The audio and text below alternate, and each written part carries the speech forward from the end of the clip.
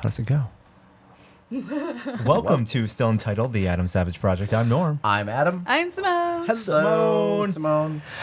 We're all back from Comic-Con and various things. My shop is still not quite fully back together. Yep.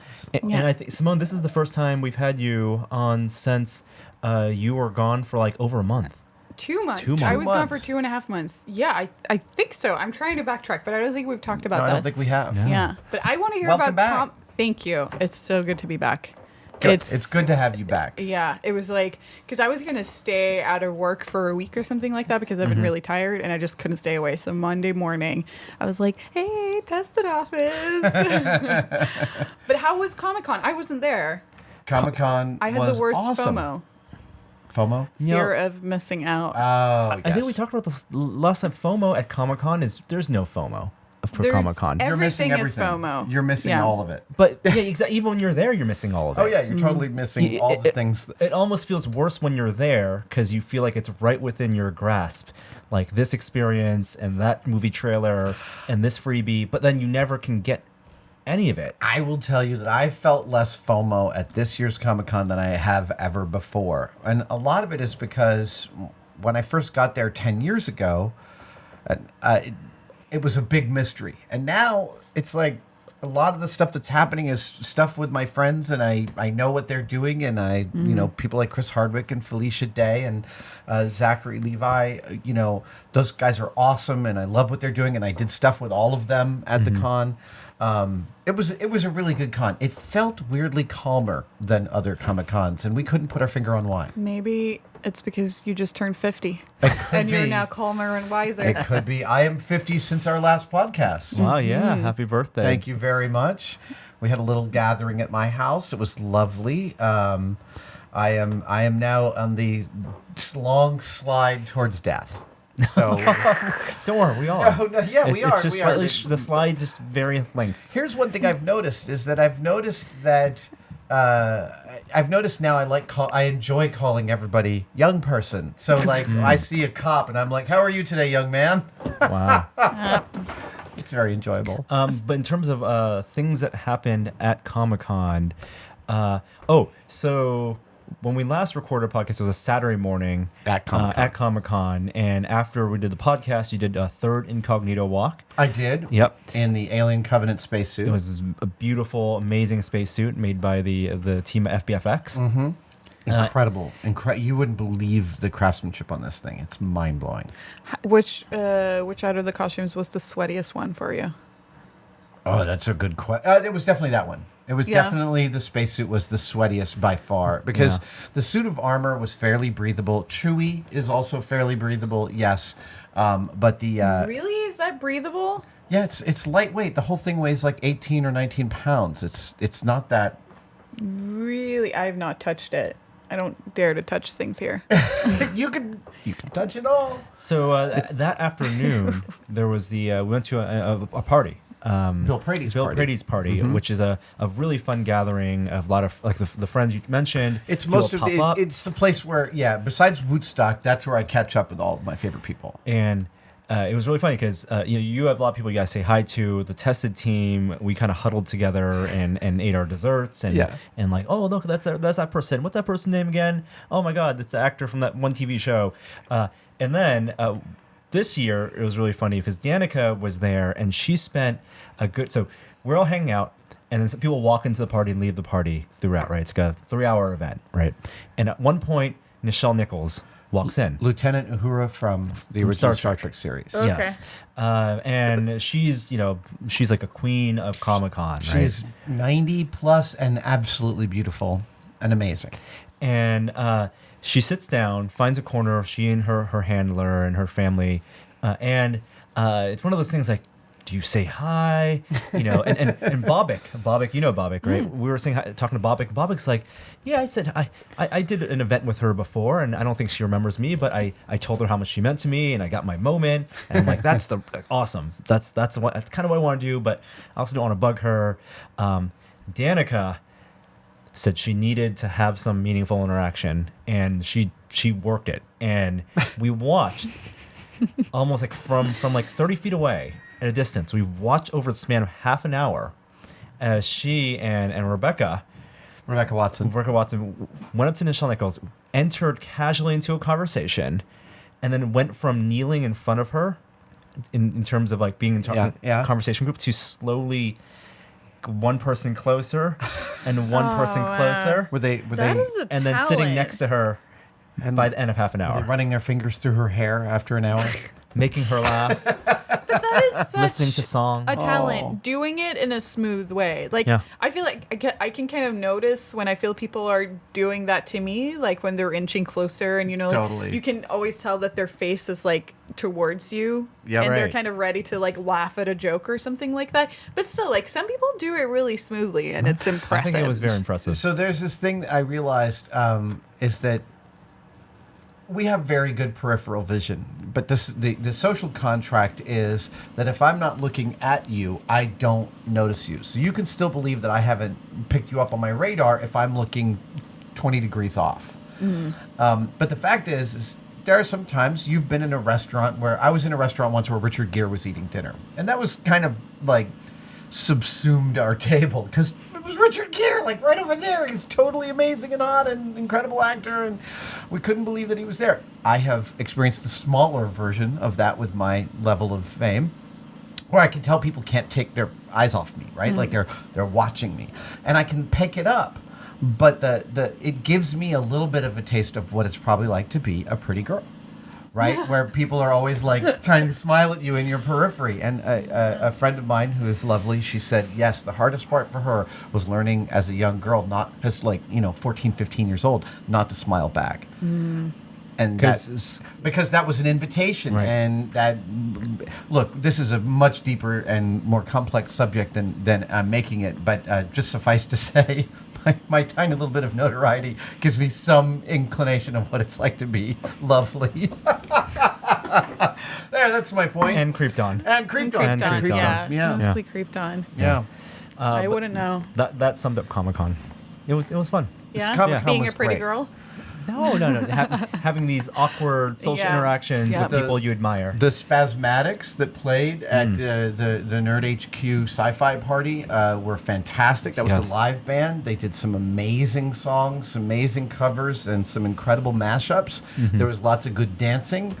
I spent a lot of time with my friends on the cast and crew of The Expanse, along Daniel and Ty, the writers, Narain Shankar, and many of the cast. Wes Chatham, who plays Amos, was on our panel. It's all untested. Yep. That Yep. was great. Okay, so that's Comic-Con. Yes. Doom.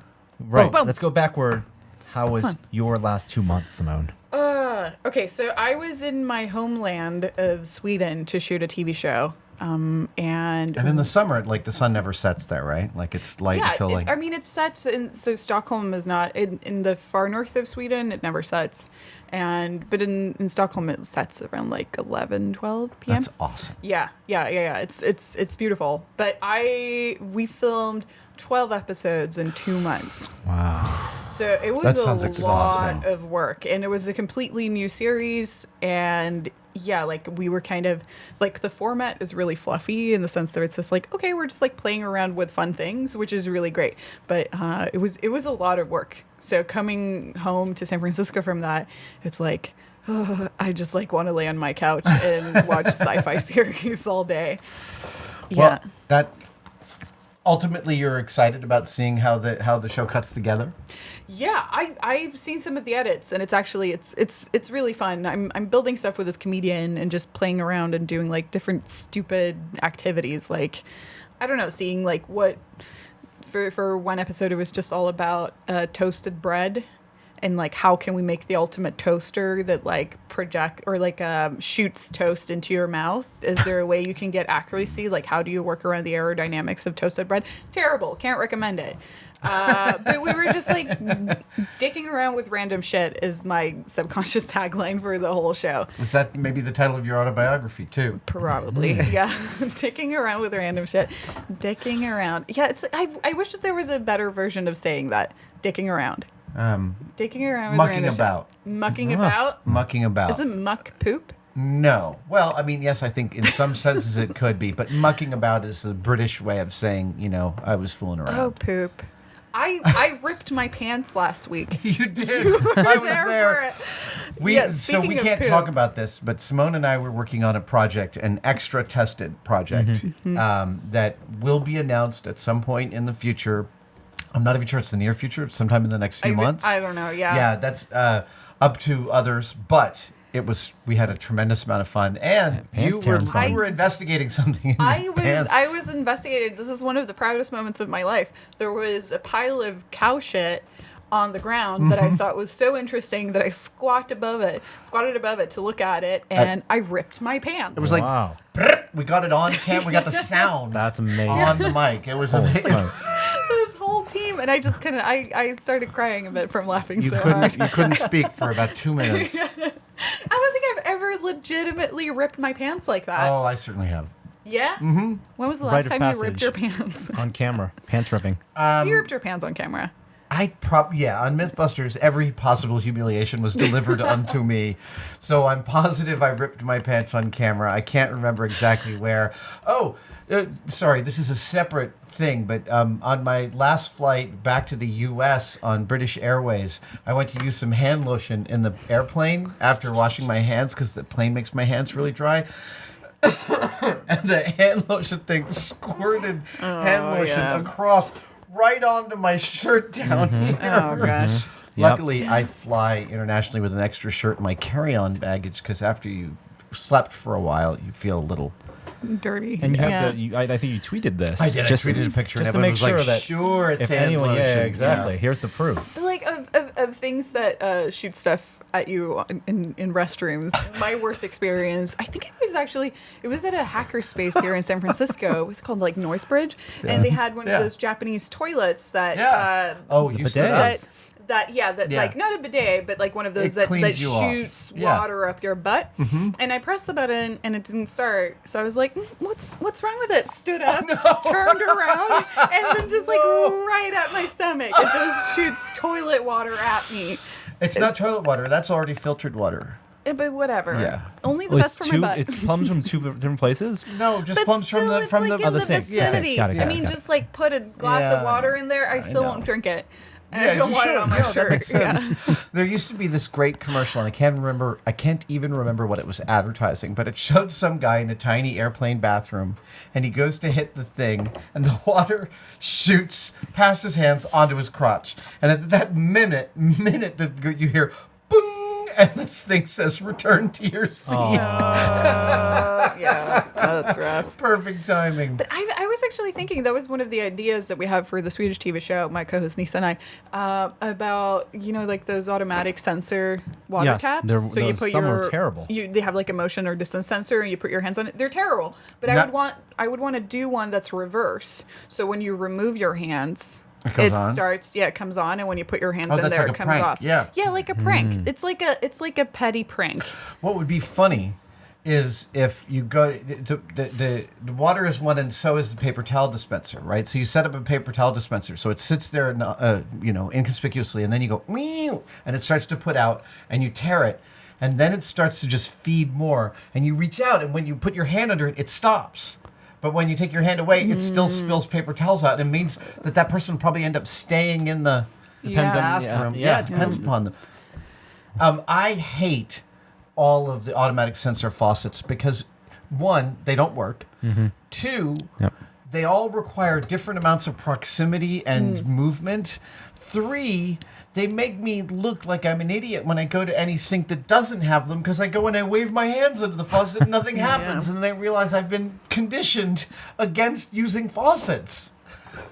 This is the modern age where turning on a light bulb has been made more complicated by the Internet of Things, and so has using a faucet. Yeah, so now there's an app for you to turn on the water in your faucet. Right, You exactly. have to log in, What happens with knobs? Okay, recover knobs your are fine. password, Okay, computer, turn on my faucet. wash my Turn hands. on my faucet. My faucet. Wash my faucet. Faucet. Playing my faucet. Yeah. Oh, it's terrible. Did you guys do anything to detox from your travels, from your Comic-Cons? No, we jumped right into working on this project, Yeah. and that was every day last week, long days. It was a lot of really long days. One call time was 4:30 a.m. Yeah. So, but it was so much. I mean, even though it took a lot of energy, it was also one of those projects that gives a lot of energy. Because I was really tired Friday, but just one night of sleep, I slept for 12 hours, and then I'm like, let's do it again. I did. So I did the same thing yesterday. I slept until 11 a.m. and I haven't slept until 11 a.m. in probably 20 years. Someone must have been worried knocking on your door. No. What's wrong with Adam? It was my wife and I both. We woke up between like 7 and 8 and like checked the internet. I think I even made some coffee, and then we had a coffee nap. Yes, those are the best. It's Drink incredible. coffee and then And perfect go amount of right time. back to sleep. And And then I think it's hard. I'm so bad at taking time off because I was even just doing. I mean, I'm starting to. I've been like dealing with some burnout symptoms, and I'm forcing myself to take proper weekends and like try and stay off the internet as much as possible. But it's like yesterday, I had a whole Sunday at my disposal, and I'm like, should I build something? And then I started going through my entire workshop and just throwing out stuff that I don't need and sorting through screws and stuff like that. I just like can't relax. Like relaxing is not relaxing for me. I do the same. No, I'm addicted to getting stuff done, and getting stuff done is relaxing. So last week on eBay, I managed to win an auction for a piece of Apollo hardware. You were there when I was bidding on it. I won a checklist pocket worn on I think the left or right leg of the A7L suits. My pocket was made in the Apollo 15 and later era. I picked it up for a reasonable sum of dough, but I got it last week. And so I spent Sunday doing a detailed drawing of all of its dimensions and measurements. And this is something that we'll release untested because I want to make these dimensions and the layout of this bag public. So I just had fun. We had craft day. My wife was doing some collages at the dining room table, and I was doing Measuring the and drawing. Yeah. And we cooked last sweet. night. That was another thing we haven't done in a long time. Good job. We had our friends over who are vegetarians, so we did an entirely vegetarian meal. I made a soup. I made a zucchini, corn, and onion soup with basil that was phenomenal. And then Julia made this incredible street corn, and my son Thing won, and Julia did a kind of a caprese salad. It was a really yummy meal. cooking. Good for the crafting. people you had over for dinner, Adam. It's really fun. Oh, it sounds lovely. Cooking is a nice way to kind of fulfill that. I've got to get stuff done, but not leaving my house. Yeah, it's hard. You got to find good activities that are relaxing but still productive. And it's like I get this itch where I'm like, I really want to build stuff, but I had no idea what I wanted to build, or I didn't have enough materials for things. And it's just this really because you're like, I just want to saw some wood, and you just don't know what you would do it for. Yeah.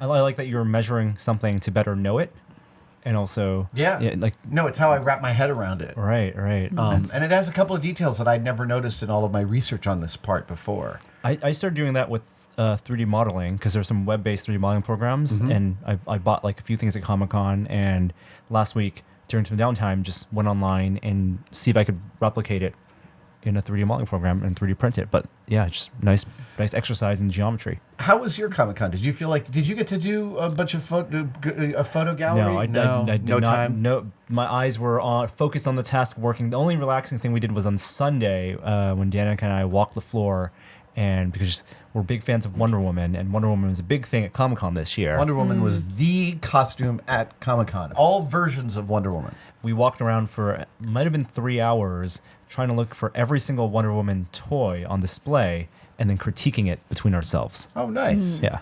Nice. Did you buy anything?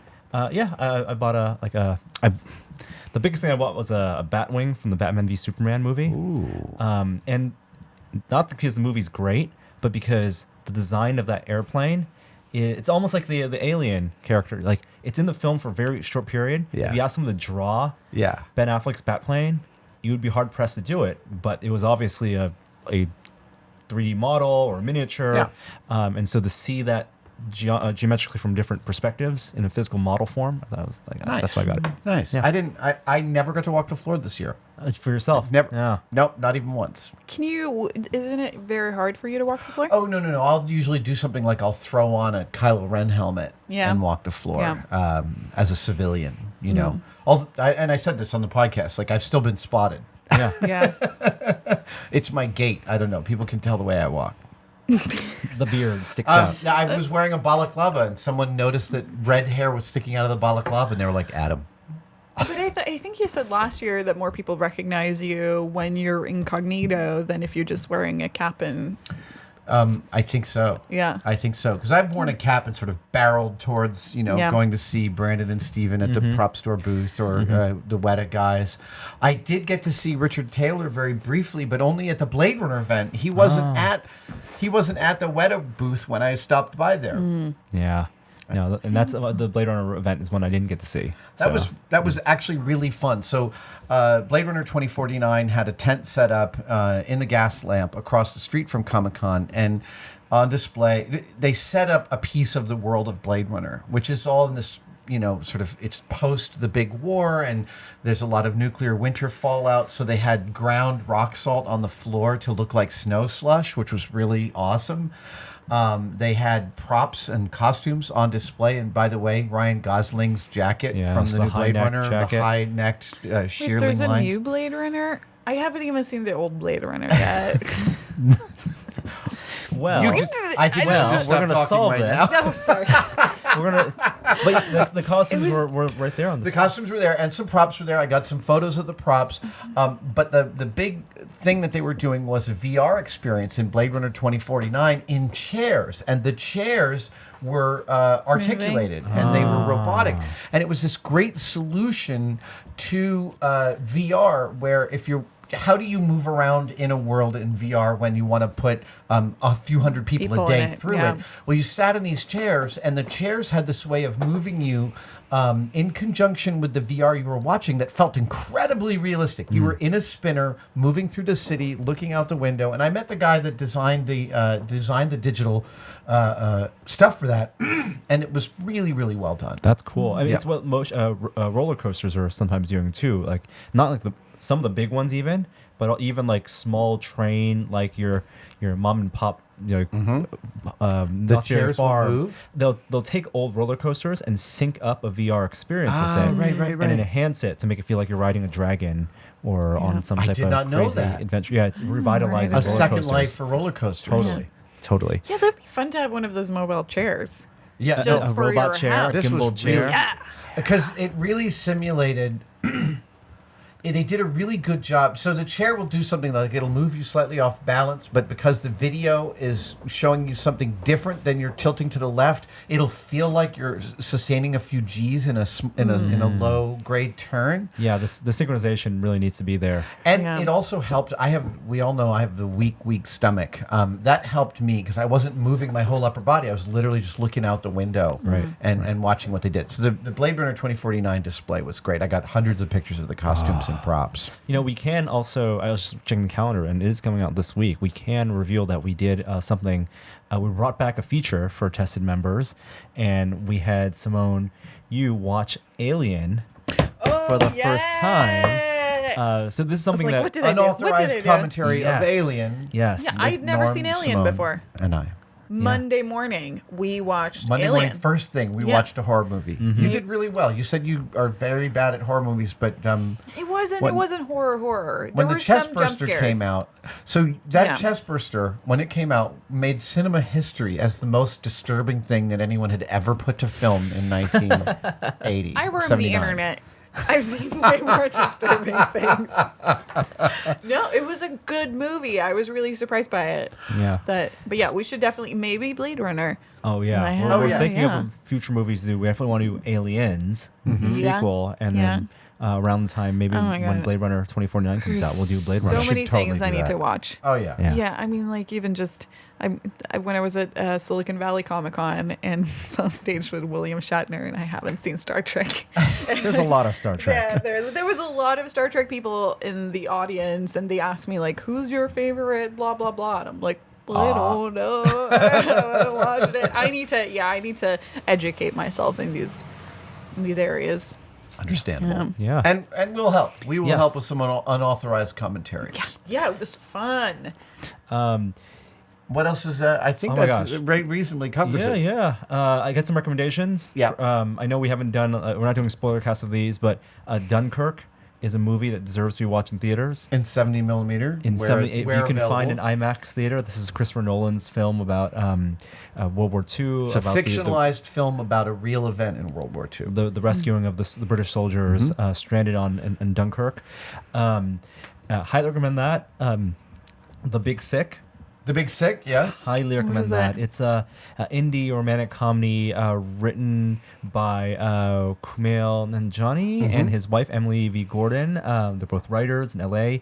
Kumail is a comedian who's also on Silicon Valley, and this is about their real life relationship and the cultural challenges they had to overcome to be together. I've heard it's delightful and It is sweet. so delightful. So those two were highly recommended. I finished season 2 of Master of None, Aziz Ansari's show. You just started I just it? started watching it. I'm like 4 episodes in on season 1. I'm not a. I mean, like I like the unconventional format, but fuck the acting is so stale. I can't get over it. Or it's just His acting? Aziz? everybody's acting. I mean, it is like a style. Like I Yeah, know it that is they're definitely a way style. better actors than that, but I don't know. It just like throws me out of the story all the time. I understand. Give it some time. Yeah. Because Aziz and his sort of regular cast of players explore some really amazing character arcs, some modes of storytelling. In the second season, starts you right off the bat, showing you that you're in a very different zone. And to me, it's really exciting in this, I guess we're, the post-television age, when a show like this can live and breathe, where each episode is radically different. And the second season of Master of None is some of the best television I've ever seen. Okay, I'll stick in there. Yeah. It's very heartwarming. There's a lot of heart in that there series. really is. What's coming up on Tested this week? We have the rest of our Comic-Con videos coming up, including the last Incognito walks, some more booth tours. We just this week, you got to watch this video. Adam, you were there for the unveiling of a magic wheelchair. Yes. This is a so inspiring. fantastic Do you know about organization. this? I heard a little bit about it. It's people So- pimping or like making these wheelchairs. Making Yes, cosplay kids. wheelchairs Yes. for So And sweet. they've done in the past. They've done Star Wars themed ones, Dragon themed ones, and at Comic-Con this year it was the Justice League themed one. So they had 5 wheelchairs that were just gobsmackingly beautiful. Like Stan Winston's studio worked on them. Some people we know from the RPF worked on them. Yeah. But they made these just incredible wheelchairs. Uncommitted Tested to next year. Oh, okay, we'll have to build one. We'll contribute something for next year. Yeah. Yes. That's great. Without a I'm doubt. on Yeah. it. The I'm not warrior. on it because I'd make it terrible, but I support it fully. Thanks for coming on, Simone. Yeah. Thanks for having me. Gotta have you back more often. Welcome now that back you're to the back. United Oh, States. it's Back so in the good to be States. back. Welcome back to the country you don't come from. Yeah, Right? Like, no, it's not like weird. welcome home, because you But were it is. home, but now you're... I call both home. All right. Yeah, home base is San Francisco. Welcome back. Yeah, To the mothership. All right. See you next time. Thanks, guys. Bye. Bye everybody.